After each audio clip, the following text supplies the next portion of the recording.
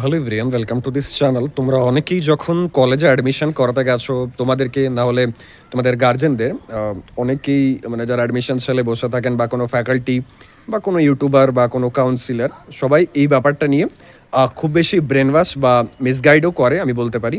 সেটা হচ্ছে যে এখন এই ব্রাঞ্চটাতে অ্যাডমিশন নিয়ে নাও, তারপর সেকেন্ড ইয়ারে তোমার ব্রাঞ্চ চেঞ্জ করে দেওয়া হবে বা সেকেন্ড ইয়ারে তুমি সিএসসি পেয়ে যাবে। তো এটা কতটা সত্যি, এটা কতটা হওয়া পসিবল, এই ব্যাপারে আজকের এই ভিডিওতে আমি ডিটেলসে কথা বলবো।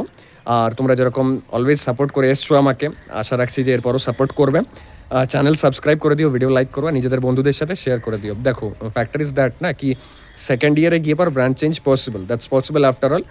তুমি যদি গুগলে গিয়ে লেখো যে mark out branch change like rules and regulation PDF, তাহলে একটা পিডিএফও পাবে এবং সেখানে এটা ক্লিয়ারলি মেনশন থাকে যে যদি তোমার 9 CGPA এর ওপরে হয় আর তার সাথে সাথে ডাব্লিউবিজির যে জেই মেন্স র্যাঙ্ক আছে যেটা দিয়ে তুমি এন্ট্রি নিয়েছো, সেই র্যাঙ্কটাকে কনসিডার করা হয়। ওই দুটোর উপর বেস করে পর ব্রাঞ্চ চেঞ্জে তোমাকে অ্যালাউ করাবে। মানে সাপোজ তুমি সমেত ধরো টোটাল কলেজ থেকে 30 জন লাইক অ্যাপ্লাই করলো ব্রাঞ্চ চেঞ্জের জন্য।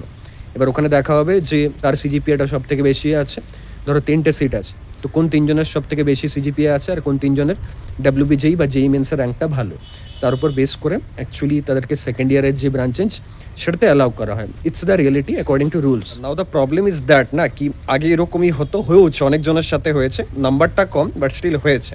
এবার এখন প্রবলেমটা কি হয়েছে, এখন কলেজগুলো কি করে, ইচ্ছে করে পলিটিক্স করে বা বুদ্ধি লাগিয়ে বদমাশি করে অনেক মানে যে টপ ব্রাঞ্চও থাকে তার সিট ফাঁকা রাখে না, মানে একদমই রাখে না বলতে গেলে।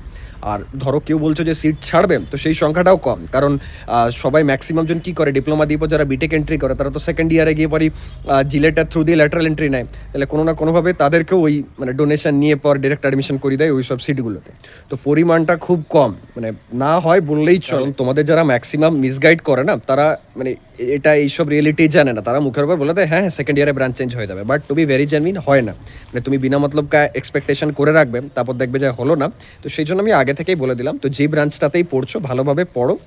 আর হ্যাঁ, চান্সেস আর দেয়ার হতেই পারে, হয়তো 2জনের হলো 3জনের হলো, তো সেখানে সিজিপিএটা যেন দারুণ হয়। আমার এই বছরের এওটির একজন স্টুডেন্ট 9.5 সিজিপিএ পেয়েছে, আমাকে মেসেজ করেছিল এক্সামের রেজাল্টের পর। তাছাড়া মহিতোষ নামের একজন স্টুডেন্ট ছিল, টেকনো ইন্টারন্যাশনাল নিউ টাউন বা সল্টলেকের, আই থিঙ্ক ওরও বেশ 9.6 না 9.7 এসছে এবং তার জন্য একটা রিলায়েন্স না প্রাইভেট স্কলারশিপ হয়, সেটাও পেয়েছিল। আরেকজন ছিল যে ব্রাঞ্চ চেঞ্জ মানে করেছিল সেকেন্ড ইয়ারে গিয়ে ভালো সিজিপিএ থাকার জন্য। তো পুরোপুরি ডিপেন্ড করে যে তুমি ফার্স্ট ইয়ারে সিজিপিএটা মেনটেন রাখছো কিনা। এবার হ্যাঁ, এখানে শুধু ফার্স্ট সেমিস্টারে নয়, ফার্স্ট সেম সেকেন্ড সেম দুটো মিলিয়ে যেন সিজিপিএটা টপ হয়, পুরোটাকেই কনসিডার করা হয়। তো আই হোপ যা কিছু বলেছি বুঝতে পেরেছো। কারা কোন কোন কলেজে অ্যাডমিশন নিয়েছো, কোন কোন ব্রাঞ্চে অ্যাডমিশন নিয়েছো, সেটা প্লিজ কমেন্ট করে জানাও। আর ওই পার্টিকুলার ব্রাঞ্চের জন্য কিভাবে পড়াশোনা করবে সেটাও যদি জানতে চাও, তো আমাকে জানাও যে তুমি কোথায় অ্যাডমিশন নিয়েছো, আমি তোমাকে গাইড করে দেবো। থ্যাংকস এভরিওয়ান, দেখা হচ্ছে নেক্সট ভিডিওতে।